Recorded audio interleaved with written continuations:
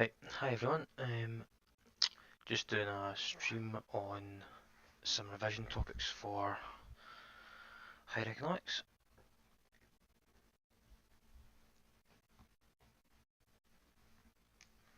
Right, so on Teams we've got folders of everything we need. Unit 1 starting off with. I'll just go through some of the topics, discuss what um, some topics for you, and go from there. So, starting off with reduction possibility diagrams. Important one to know, PPDs. So quickly going through the slides just for a bit of revision. Right, so your PPD, you can see called a PPF, production possibility frontier, or boundary, or diagram is in here. But anyway, you've got your y-axis and x-axis, and you've got two types of goods on here. So this one's output of pizza and output of sugar, two different types of goods.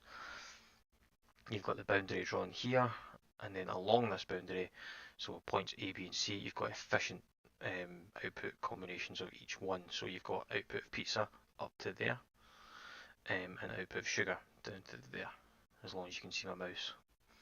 Same for B there, that one is going all the way to there for pizza, and all the way to there for sugar. C, pizza there, and sugar down here.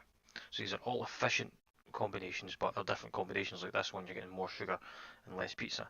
This one, you're getting maybe about equal. No, maybe slightly more sugar, and this one maybe about equal with sugar and pizza. But you get other points in the PPD as well. You get point F. This point is not yet attainable. You don't have the resources to get to that yet. You need to expand your production to get to there. If you expand your production, you get more resources, you grow your economy, you can then get out to point F. However, if your production is at points D or E, you're not efficiently using your resources. So you're producing that much pizza and this much sugar, which is not efficient. You're not giving yourself a good production by doing that. Same for here, E, you've got that much pizza and that much sugar. Okay, so main point to take away from it is you've got the boundary, your two axes, your points along here. So points here, inefficient and sorry, inefficient, these two, and this one is unattainable just now because you need to grow your economy or grow your production in some way. So quick notes, yeah, just explaining what I've said. There's two goods graph, the relationship with how much you can produce of both goods, and they're used in markets to show how efficiently two goods can be produced and the quantity you can make of each one. Like just as a quick example, you could make all your sugar here, but you're making no pizza. So that is a point of efficient use, but you're making 100% sugar and 0% pizza. Or up here, you're making 100% pizza and no sugar. So yeah. So this one you can draw in the curve if you want. So new factory showing more capacity to expand production. With that one, I'll quickly try and draw this with a pen. Right, you're doing that, that. Right, Y, X. You've got your PPD here, and this is your first one. Obviously this one should look better, but it's not great. I'll do it right in the expansion. I'll do in green actually just to show its growth. Okay, so with that one you're drawing an expanded PPD. Right, wee arrows to show it's coming out, just like so. And that's showing growth. So you're expanded your production. You've moved the PPD out. Okay. Next bit, opportunity cost. So important bit to remember, particularly for PPDs, you can choose to produce 3 more apples, we lose 7 oranges, therefore your opportunity cost, you've lost the 7 oranges by making this choice to produce 3 more apples, you're losing 7 oranges, that's your opportunity cost. You can see that in the next slide. So here we've got 2 points. I'm actually going to modify this a wee bit. We've got 2 points plotted A and B, A here, B here. We move to A to B, so we're moving from here to here. Okay. And by moving from A to B, we're getting 3 more apples. So we're saying we're going along the x-axis here. from 8 to 11. Now, I've just made up these numbers, but any numbers you've got, you can say that's what you're gaining. You're gaining 3 of whatever's on the x-axis, in this case apples. But we also lose 7 oranges, so our opportunity cost is the 7 oranges. You can mark it as, I'll mark it as, this one is your loss. Okay, and the apples is your gain. Okay,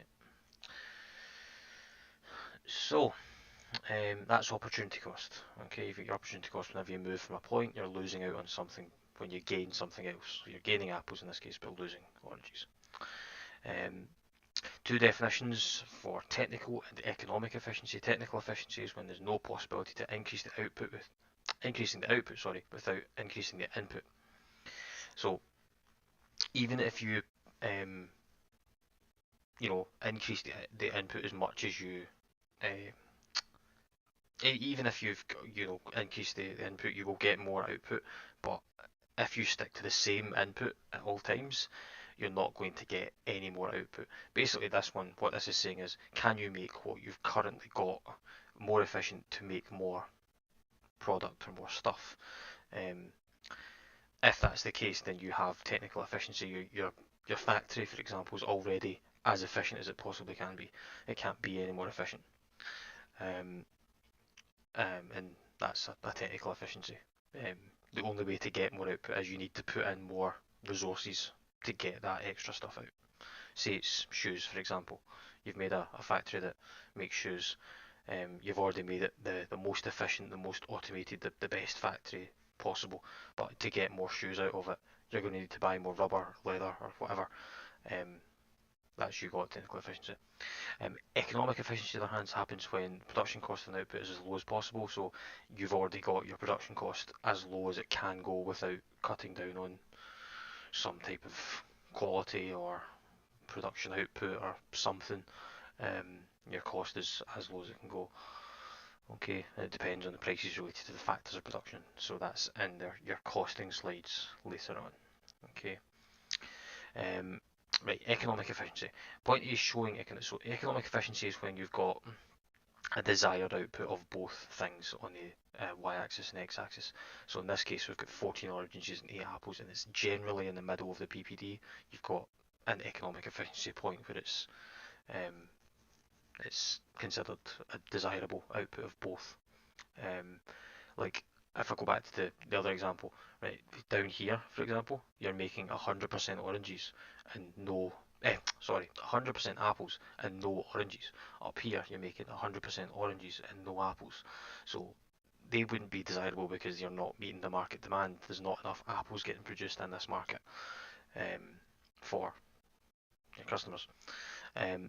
However, there is a note in technical efficiency. Any point in PPD is technically efficient, so any of these are technically efficient because you are using your resources efficiently as possible. You're utilising everything. Realistically, most sort of real production facilities will be within the PPD somewhere around here. You get very few places that actually produce right on the boundary, but it does happen. And this one is economically efficient. These two are not economically efficient because you're making too many apples and not enough oranges for this one. And this one, you're making too many oranges but not enough apples. This one, you're making just the right amount. So it's economically efficient. It's also technically efficient, remember. Okay. And then 2 exam take questions you can have a go at yourself in your own time. Okay.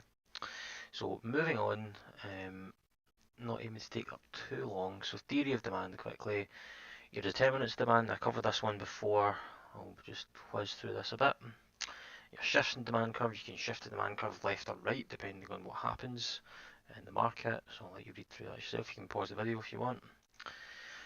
Your factors that shift the demand curve up or down, changes in the price of a substitute good. Remember, a substitute good is something that is roughly equivalent to whatever you're buying. So say you get jam and marmalade and the price of jam goes way up, then the demand curve for marmalade will go up because people will switch from jam to marmalade instead. That's the substitute good coming into effect. So whatever the price increases for that, then demand for the other one will go up. And vice versa. So what can also happen is if the price of your, say, again, jam and marmalade, say the price of jam goes way down, the demand for jam is going to go up because it's cheaper. More people want to buy it. Next one, changes the price of complementary goods, so cars and petrol. If the price of petrol goes down, the demand for cars will go up because it's a complementary good. Say milk and cereal, etc. The price of cereal goes down, and demand for milk goes up. Again, complementary good. Changing the income of consumers. If people have got more disposable income, say income tax goes down, then the disposable income will go up. That will increase demand for a variety of products across the board. Changes in fashion. Some products go out of fashion. That brings down the demand curve, or things get popular. Prime energy drink just now, key example. That's very much, it's a in fashion product. It's in demand. That's why it's in demand. It's popular just now. A change in population. If the population is getting younger, older, there is more people, more immigration. These would cause shift in demand to certain goods. It's why you get the if you see a population pyramid, you can see what goods are going to change roughly in time. If the population is aging, then you know what kind of products are going to be popular, geared towards older customers. Marketing and advertising, same. If you've got a really successful marketing campaign, then that would increase demand. Or if it backfires, then you can decrease demand. And that's just explanation of each one, so you can pause these as I go. I'll just go through them. So these are 2 strawberry jams ones, 2 substitutes. Okay. Changes a complementary good, so there's 2 examples I've used. Okay, same thing, you can pause it. Incomes to consumers. Change fashion. Okay, VHS tapes often come up here. It's an obsolete product, not popular now because it is obsolete. Even DVDs now becoming obsolete.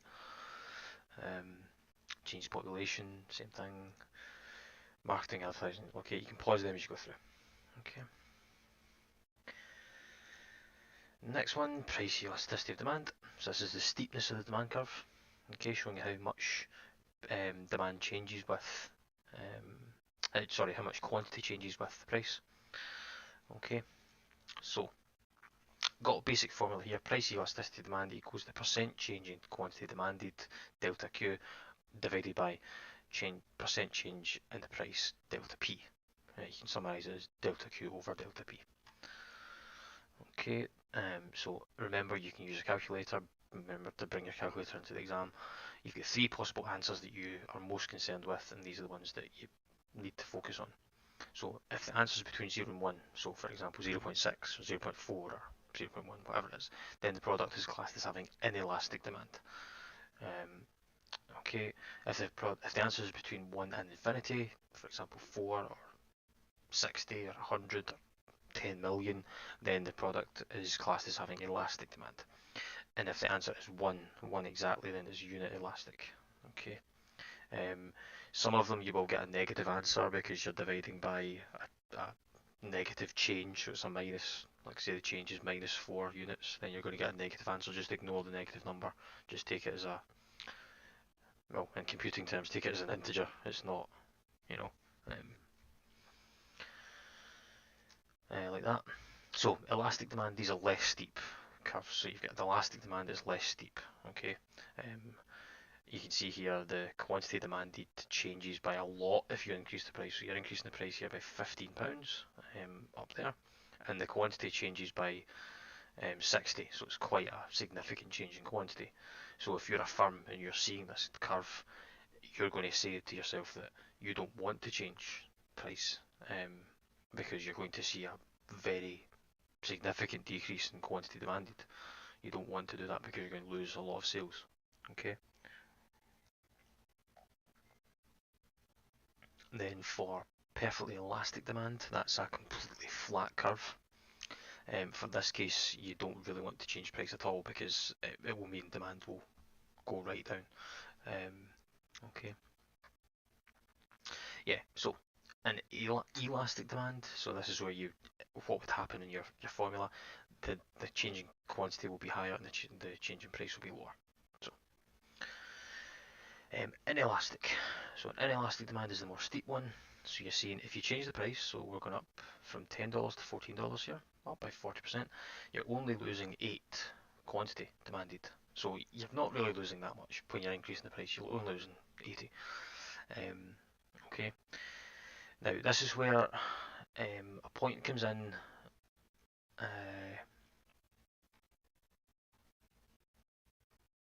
I'll add it in later on, actually, sorry. Right, continuing on. So if you're a firm and you're seeing this curve, you'll want to increase price because you're not seeing much changing quantity and you're getting $4 more per unit. So quickly doing calculator, okay, this is where you can get a total revenue calculation. So total revenue, let's take the old point on the curve. So it's 10 and 88. Okay, right. So you're making $880 for the whole, whatever this product is, you're making $880. Now let's take 14 times 80. Okay, you're making 1,120. So you're gaining like $300 on this moving up to this point. So if you're a firm, you want to do that because it's beneficial for your revenue. Moving on, you get a perfectly inelastic curve where you've got a straight line going up and down. Okay. Inelastic, that's going to be a lower number, and that's going to be a higher number. Okay, and then unit elastics like this, or you can sometimes see the drawn like a straight line like that, like this one. Okay, so it's 10 and 10, or 20 and 20, or 100 and 100, whatever. Okay, and that's the same number, there's an example of a calculation. So quickly, 40% up, 10% down, changing quantity over changing price, remember, so changing quantities here is minus 10, change in price is 40, so it's minus 10 over 40 equals minus 0.25, and remember if it's between 0 and 1, you've got an elastic demand curve. Okay, so remember, forget the negative as well, it doesn't really matter. And then you say, is it elastic, inelastic, or inelastic? Inelastic. Okay. Yes, this is firms saying if you've got a benefit for raising price or not. Okay, these are all just explanation slides. You can pause them as you go. Factors determine the price elasticity demand. Okay, and the importance of price elasticity demand. Alright. Moving on. Your theory of demand quickly. That's just a starter. If you want to go with that, I'll pause it quickly. You can have a go at that. Okay. So demand curve here. Okay. Definition is price goes down, quantity demand goes up. You've got three effects: the income, substitution, and law of diminishing marginal utility. I'll quickly go into these. So income effect. If prices increase, consumers will be able to buy a lower quantity of goods with the income they have. That means the real income falls and the consumer by buying less of a good, so your demand goes down. Okay. Substitution effect, so I already went into that already, but just saying that if the price for a product goes up, then they will switch to the other one, and demand for the one that just put the price up will go down. Law of diminishing marginal utility. So utility, that's satisfaction for a consumer. They gain utility when you consume a good or a service. Marginal utility is how much you gain per unit of a good.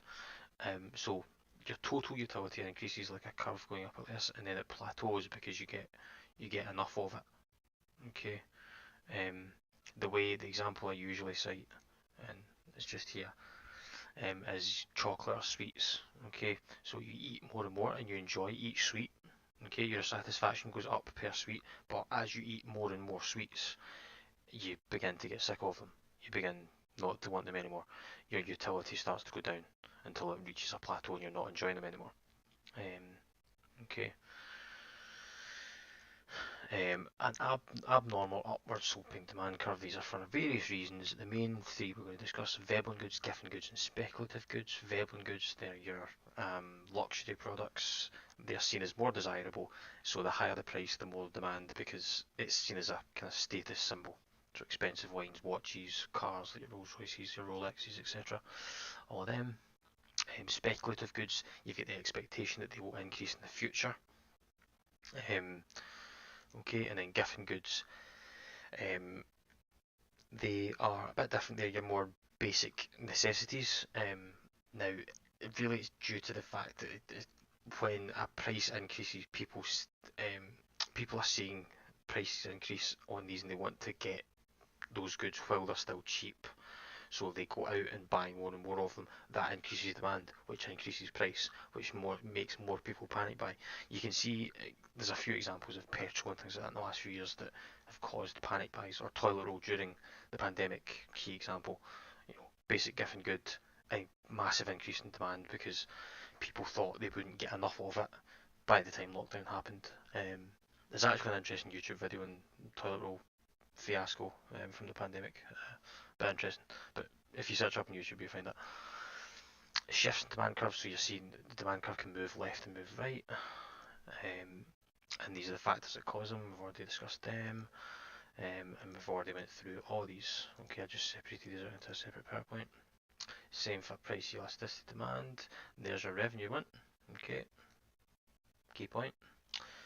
There's our formula, and just again summarising the three different answers you can get. Alright. Okay. Next.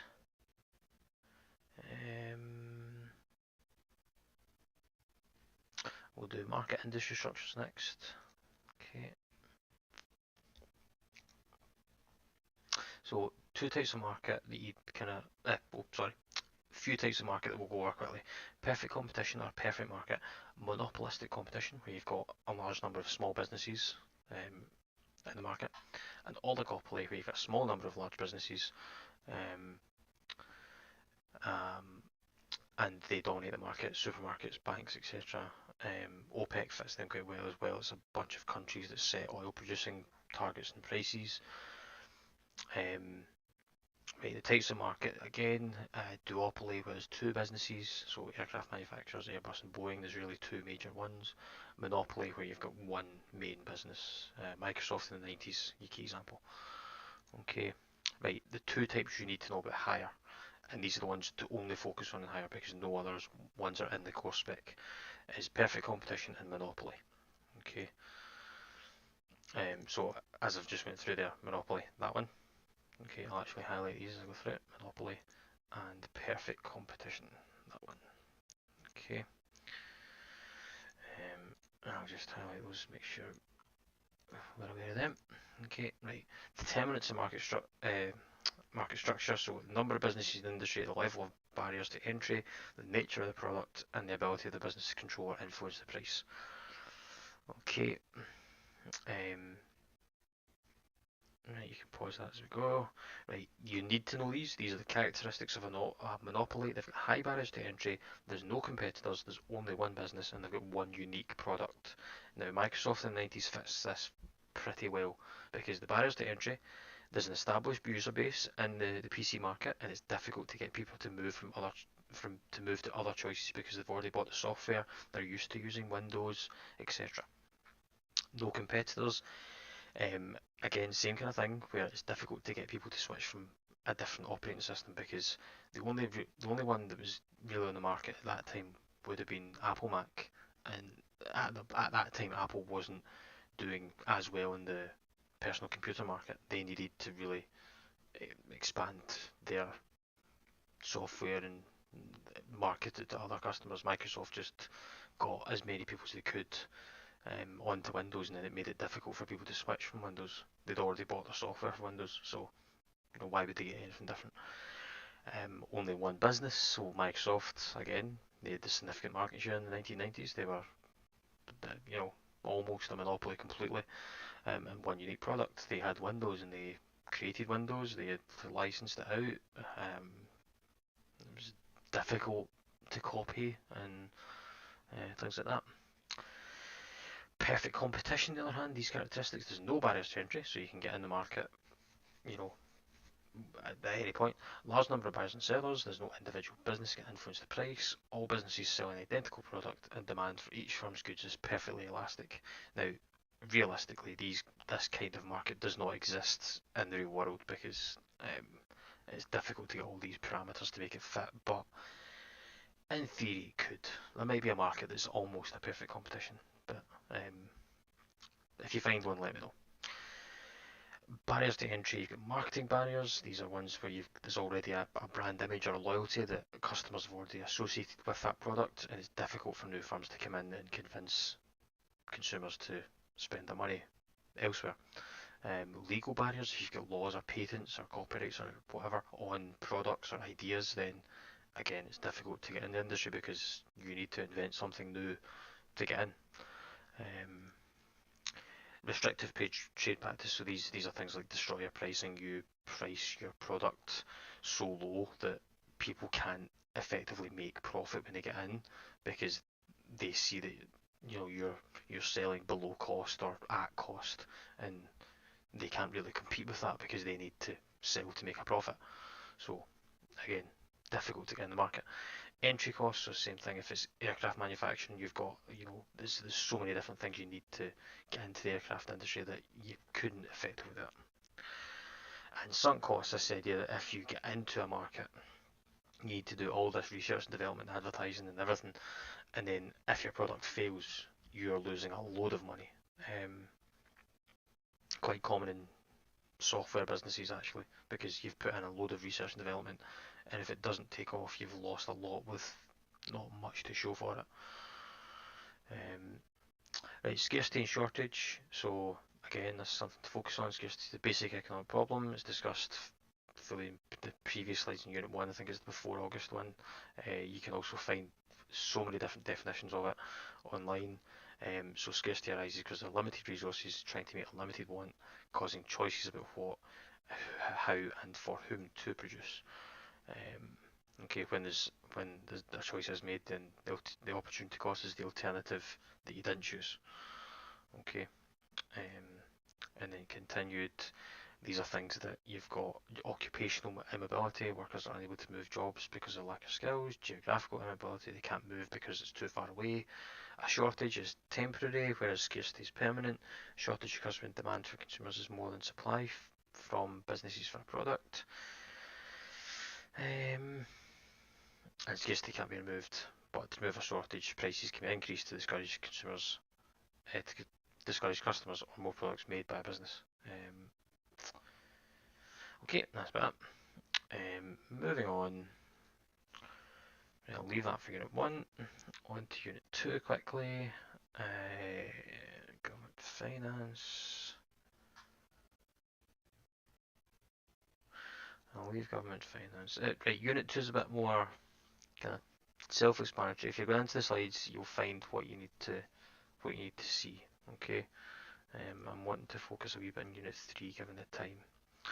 So understanding global trade. Now this is a really long PowerPoint, so I'm going to go through a few things out here. I might skip a few slides. If I'm skipping, you can pause them as I go through. Okay. How to change UK imports and exports. So you've got location, types of industries, relative size of the economy. Again, the reason there, that's fine. Yep. Globalization, again, same thing. You've got a global market for goods, services, labour and capital. Globalization, the theory of that. You can get these things from any country that's on the planet. Three things you need to look at: labour markets, financial markets and resource management. Same thing, I'll pause these as you go through, or sorry, you can pause the video as I go through these. Okay.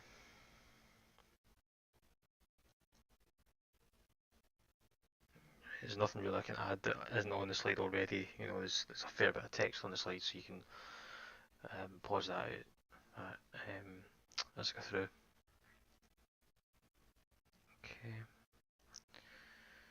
Resource management. Right, advantages of globalization. Again, I would make sure understand these. Disadvantages of globalization, again, same thing, make sure you are aware of them. Specialization, so you've got certain things.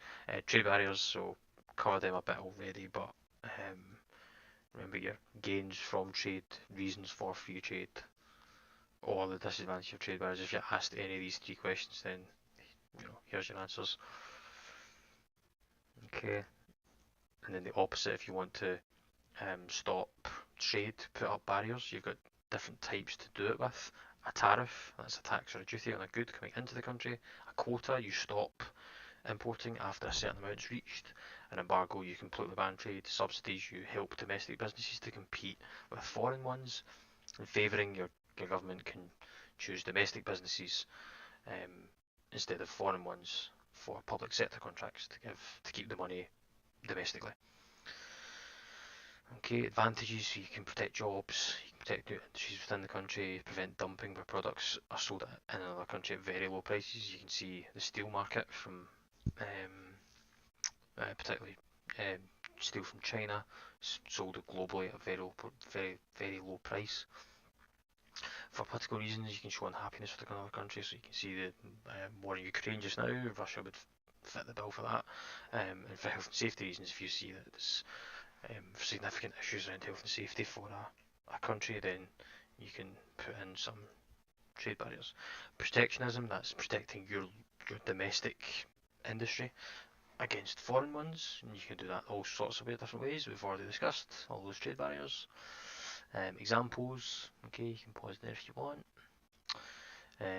Absolute and comparative advantage, so you remember, you need to make sure you remember these. Absolute advantage, two countries are each more efficient in making a product, and they should focus solely on that product and trade with the other country. So cars, the UK should make cars and then trade with France, and France should make TVs and trade with the UK. Okay, they shouldn't bother making, like France shouldn't bother making cars, and the UK shouldn't bother making TVs because they're not good at it. Or, well, they're not as good as the other one. Remember, these are just examples. I'm not, realistically, France does actually make more cars in the UK. But anyway, I actually don't know if that's true. But anyway, absolute advantage. So I'll let you pause this. You're going from a 2-to-1 advantage. Remember, you need to make sure you know ratios for this. We've done a lesson in this in class, but you need to make sure that you're comfortable doing this. If you need revision, let me know. Comparative advantage is where a country's got an absolute advantage in all products. So it means they should still specialise in a product where they have a comparative advantage, and that's where they've got the lowest opportunity cost in that product. Okay. You can see that here. France is better at making cars and TVs in the UK. Okay. So applying the theory of comparison means France should produce only cars that are 3 times better at it in the UK. And the UK should produce TVs because the disadvantage is not as much as the cars one. Okay. And that's about it. Okay. Right, last two. Role of global institutions. This is a very quick slide. I'll let you pause these. So, World Trade Organization, global body that mediates trade disputes. International Monetary Fund that it helps countries that are experiencing some type of issue. Okay. And the World Bank, that's mainly for developing countries to build up their infrastructure and help them develop themselves. Okay. And then the last one I'll do is emerging economies. So emerging economies are ones that are between developing and developed. The BRICS usually fit that: Brazil, Russia, India, China, and South Africa. They've got high economic growth rates. They're experiencing high rising export sales. They've got little reliance on agriculture. They're now producing mostly manufactured things. They've got a rising standard of living.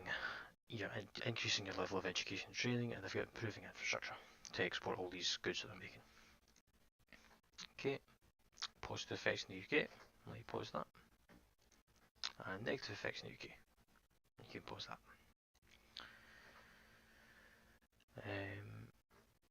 And that's it. Okay. So I will stop there and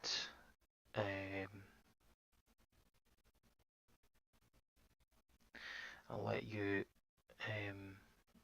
go through that video and you can pause at your leisure. Okay. Take care of yourselves and I will see you in the next video. And shout out to one of my S6s, Charlotte Cowan.